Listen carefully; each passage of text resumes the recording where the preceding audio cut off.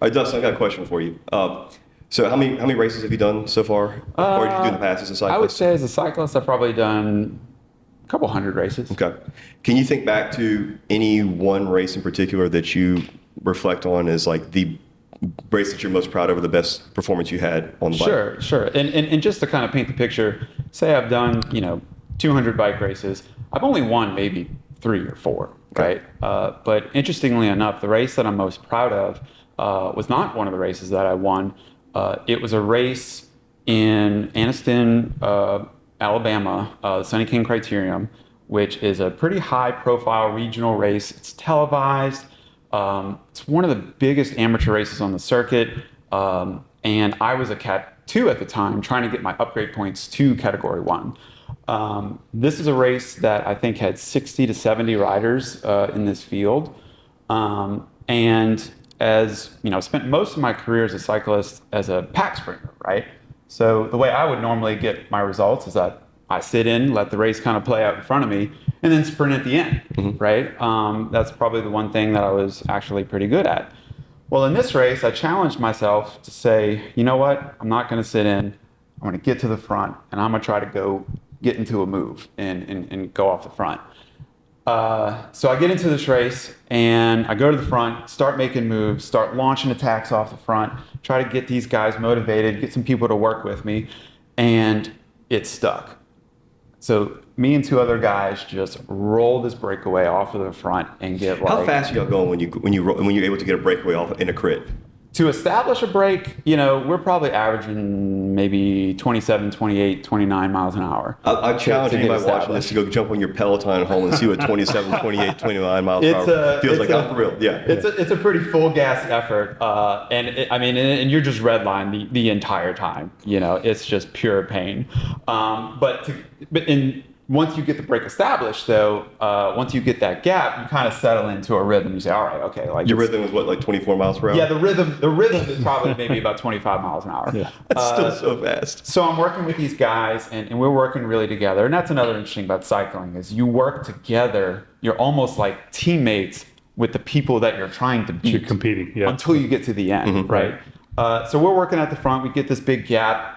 And eventually another group of 3 joins us. We become a group of 6, and we stay away this whole time. And at the end, I think I went so hard in this breakaway. I was so committed to it. I worked so hard that I think I was 6th in this race. Like I wasn't even on the podium. I was 6th place. I did get some points to upgrade, but the thing that made me really proud of this effort was I employed a strategy that was way outside my comfort zone. Yeah. I was not racing my strengths, and I gambled big, like, hey, let me go for the break, and just gave it my all. And I was just really proud of the way that I raced that race. And even though I was 6th, like I look back on that race very fondly as, hey, I gambled big. I raced not towards my strengths, and I still had a good result. You say that one of my favorite games I ever coached as a high school basketball coach, we lost, and we lost. I think it was a quarterfinal round in the playoffs, and we play in a team out of New Orleans called Riverside Academy, who was at the time really, really good, and they were ranked like 12th in the country. They were really good. We were down big. We came back. We made it close at the end. And anyhow, I remember going on the bus ride home. I think we lose the game by like 4 or 5 points. Should have lost by like 40 or 50 points, right? And we were on the bus ride home, and I remember thinking, I never thought that I would feel fulfillment after the scoreboard didn't show that we won the game. And because as a player, I never did, right? And as a coach, I'm just watching a group, right, put it together and give everything they got. And there's nothing more I could ask from them, right? And you're talking about the same thing in an individual sport. I know you talk about y'all working together at the front, but like in an individual sport, you're putting it all together. You've trained and raced a specific way your whole career, and then just one race, you're like, you know what? Why not? Right? And so by doing that, was there a different, like, I know you say it was one of your favorite, of maybe your favorite race ever. But why was it so fulfilling? Was it simply because you got out of your comfort zone? Was it just, this is something totally different that I've ever done? Like, what was it? I think it was just this overwhelming feeling of once the race was over, I knew immediately that I got better today. Wow. And I knew that was going to stay with me. And it was one of those moments where this was a special race. And you knew it at the time. And you're like, I got better today, both as an athlete and I think as a person for just putting myself out there, committing 100% and just the willingness to expose myself out at the front. I got 60 guys chasing us. Right. Right. The vulnerability of that is right. When you're out on the front of a pack with 60 behind you, they want to win too. Yeah. It's just complete exposure and saying, I'm in this to win, or I'm going to finish off the front or off the back. You can't hide at all. I'm in this pack or I'm dead. Like there's no in between. So to take the safe bet and just sit in, see what's going to happen, and sprint at the end, there's no risk in that. That's right. And that's awesome. In racing, there's also more often than not, there's no reward. Yeah. So. Dude, that's huge, man. That was not scripted. We just had some fun with it. So that's right. I want to change courses for a second. And you spend up to now, you spent half of your week more or less as a coach and half the week as a physical therapist. Was your plan all through adulthood, so to speak, to split time like that? Because I know you went to PT school after you started coaching, or did things change, shift, or deviate along the way? Yeah, we've had multiple hashtag deviations along the way. And Sean, you're going to love this. I actually started at LSU as a freshman thinking that I was going to go to dental school. It's not too late. And in order to do that, so I declared kinesiology as a major, and very quickly started taking exercise science classes. And then also, this is also the time when my cycling career started. And dude, I got to tell you, I really got into the exercise science and the physiology and the anatomy. And I mean, I would sit at the front every lecture. I am super engaged. And then I'd go leave class and go to the training race, and I'm seeing, applications of things that I'm learning just immediately. That's super cool. Right. Yeah. So to be able to tie my education in, that's what got me started with coaching. The other thing was Will Jones is, a really good endurance coach, locally famous around here. I started working with him. He started coaching me and mentoring me. He was actually my first mentor in college. And, through his mentorship, seeing what he did and seeing him coach all these athletes and seeing the relationship and the bonds that he made with his athletes, that's where I was like, man, maybe I can do this too, because I'm learning all this exercise science stuff. I'm enjoying bike racing. I met this coach who's coaching me, and he's applying all this stuff. And I saw hey, this all seems to fit together really well. PT didn't come until later, when once I kind of got going with endurance coaching.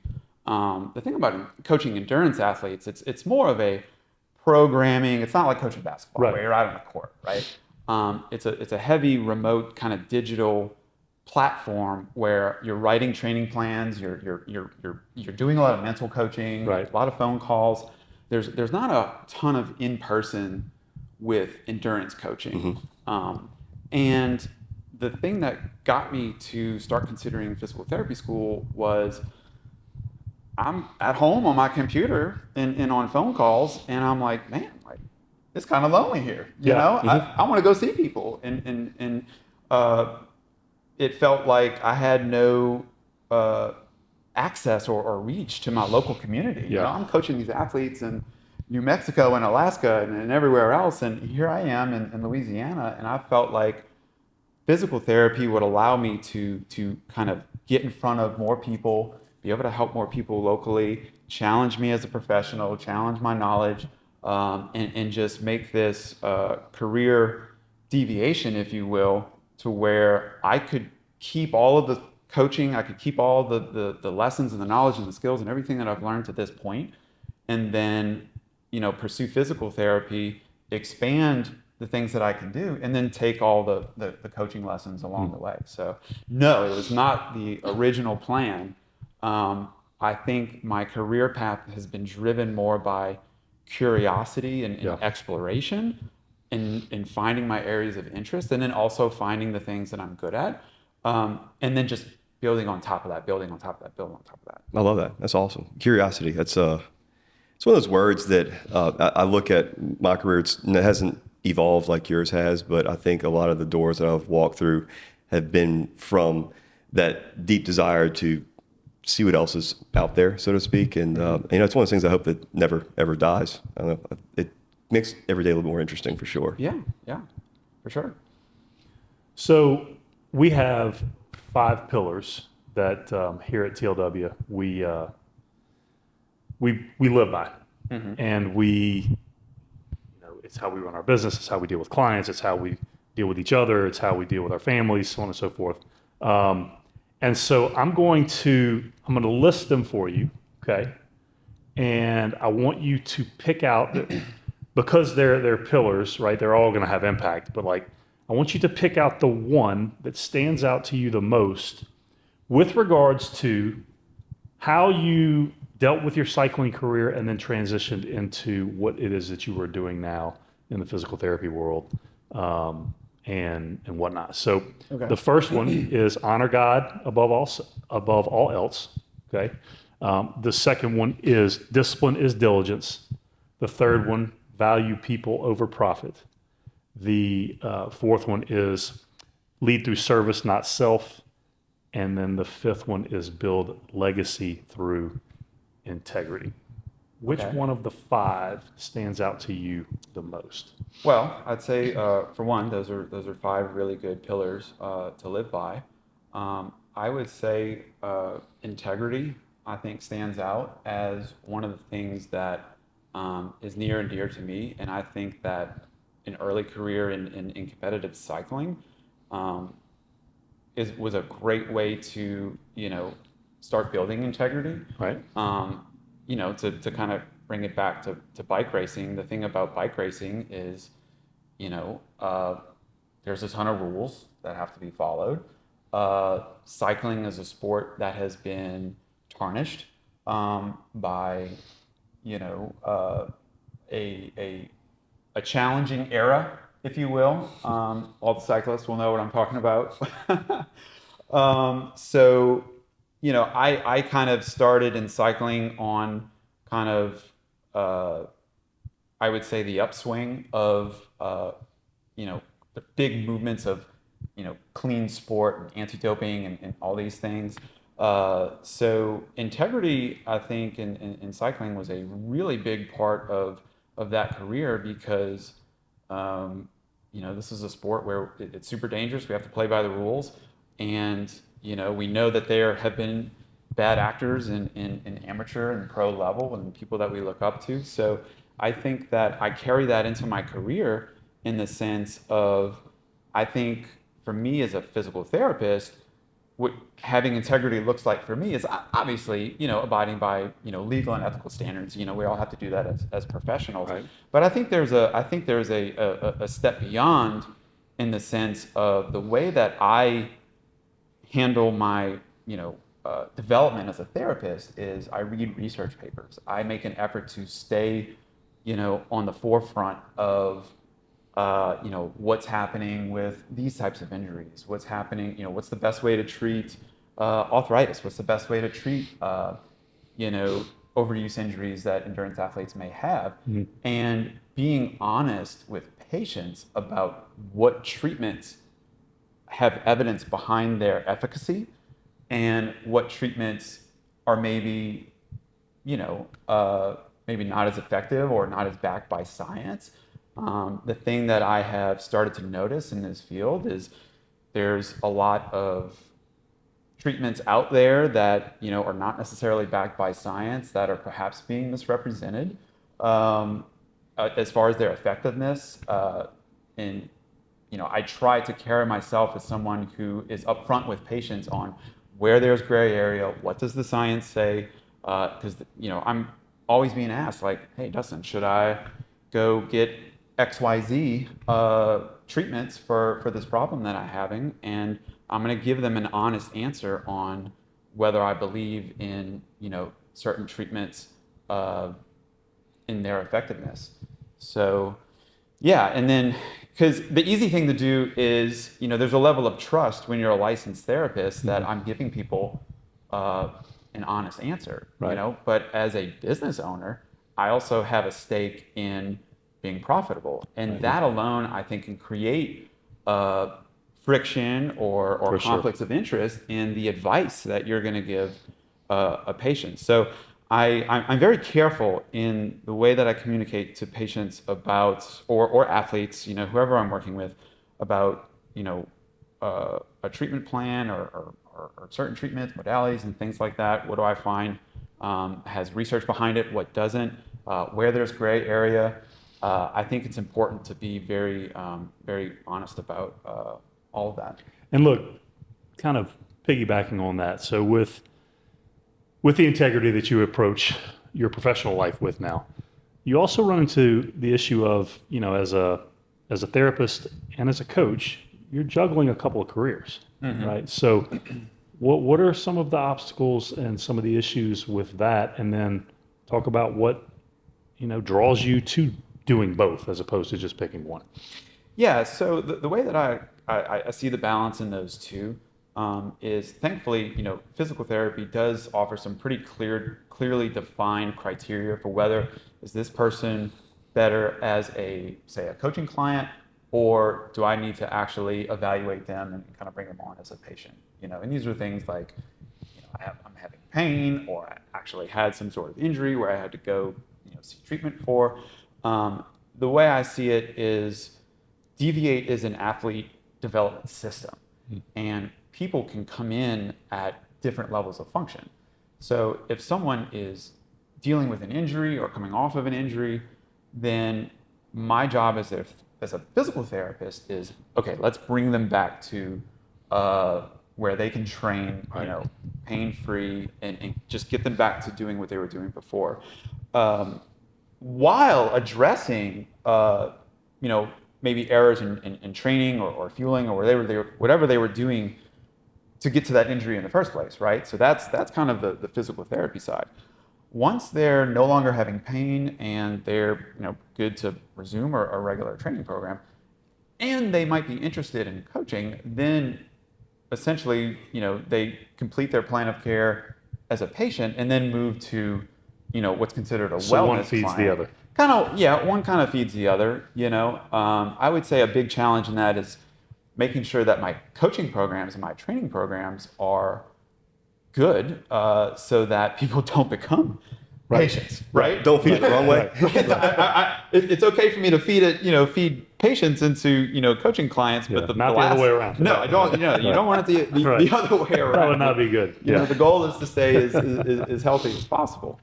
So, and that goes back to integrity, right? Sure, 100%.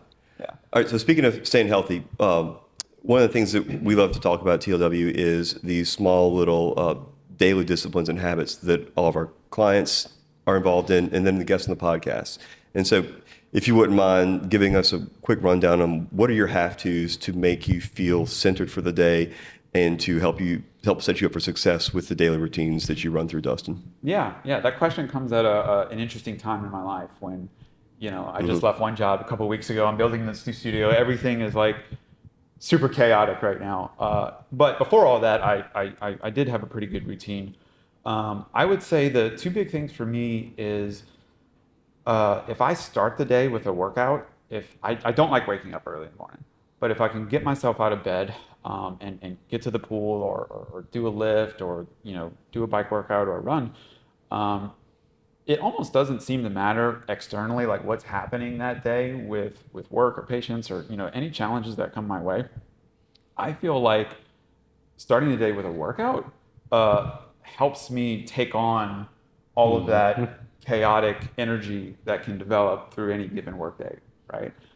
It kind of grounds me, centers me, allows me to be more patient, and allows me to focus better, actually, when I get a workout in that day. And then the second thing is I try to learn something new every day. I know that's probably a little cliche, but I do try to make an effort to learn something new every day. And the way that I like to go about doing that is instead of following a ton of, good educational social media accounts, I think a better way to go about trying to learn is by either reading or taking some concentrated time out of your day, not just scrolling through a feed. I like to read books on any given topic that is going to be educational, whether it's on discipline or run training or all these areas that I'm trying to improve. I'm going to pick books that offer something to learn there, and then try to read a little bit, and it helps with sleep too. So, Speaking about that, any specific reads as of recent that you've really enjoyed? the book I'm reading right now is the Checklist Manifesto. Oh, it's a great one. Have you? Yeah, that's who'll go on. Yeah, Yeah, great so book. I've been reading that one. I also just started reading a book called what's it? It's the Startup Journal. That's not the name of it. It's a book about startups and I'm starting this business, so I'm kind of reading some business books. I normally read books about exercise, but no, going back to the Checklist Manifesto. I mean, that one's been really good. Really quick, I'd like for you to just tell our viewers and our listeners a little bit more about the studio, Deviate, what you have planned with it, what it's starting as, and kind of where you see things growing from there. Yeah, so right now, Deviate Studios is under construction. We're located at 485 Southwest Railroad, Ponchatoula, Louisiana, strawberry capital of the world. And right now we have a 800 square foot open floor plan space that will have a bike fitting area, a strength training area, treadmill, and it's basically set up to, like I said, bring athletes, patients, people, wherever their entry point is. But it's, centrally located or strategically located between, New Orleans, Baton Rouge, and the North Shore, where people can kind of come in for a short drive. Yeah, we expect to be potentially seeing people there by the end of the month, trying to plan a grand opening sometime in May. Sweet. So really excited about that. But right now, we're like doing the lighting and trying to get the floors in and painting. So you're an electrician right now too, then, huh? I'm an electrician, a flooring guy, a contractor. So no, actually, I have a ton of help right now. Deviate's actually a family business. My father-in-law is helping a tremendous amount in all of the construction side of things. So I'm really fortunate to have him on board to tell me, what needs to be done for the studio to be right. And then a lot of other help too. My wife, she makes, runs around and makes a lot of runs for us while we're there doing stuff. And has been just, amazing and supportive in general, But yeah, we're like, the studio is going to be really cool. Can't wait to see it, man. Yeah. Okay, so you are changing gears here, right? Mm-hmm. What advice would you offer somebody who may have been in one line of work for an extended period of time and decides to make a change, a significant change? Maybe not necessarily to a complete different industry. Maybe it is just opening a new business, within that same industry.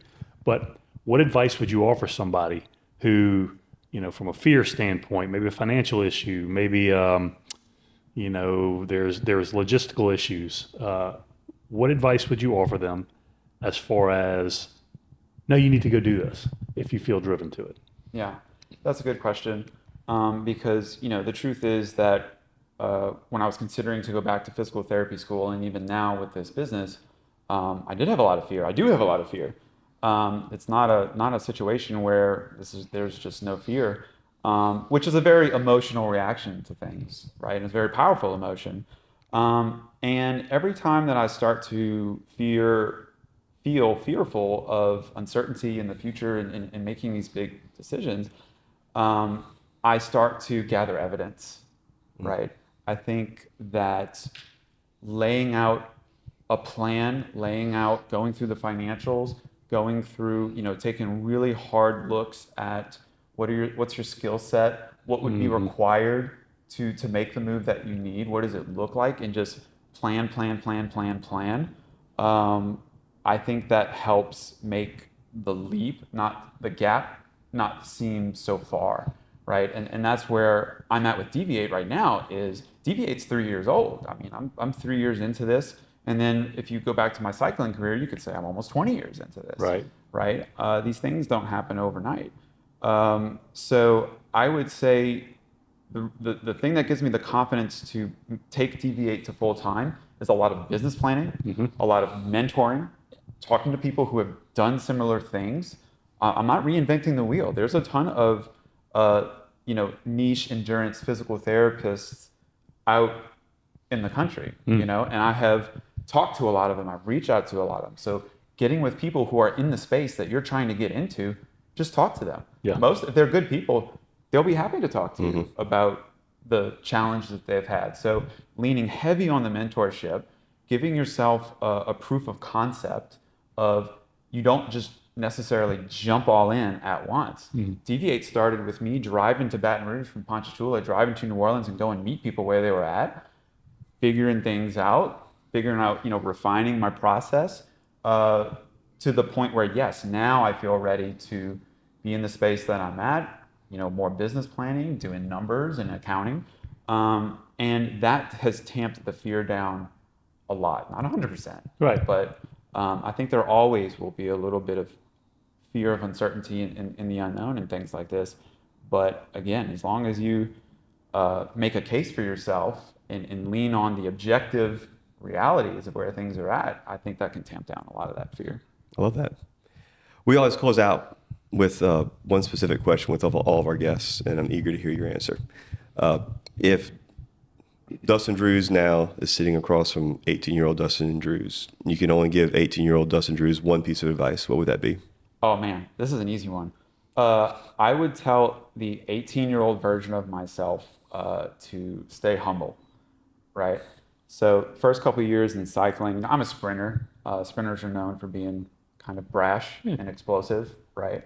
And emotional. Same thing in track. Yes, yes. Yeah. So 18, 19, young 20-year-old Dustin was that guy, and I mean, my head was, this big. And it wasn't until I started learning more and learning about how much I don't know, right?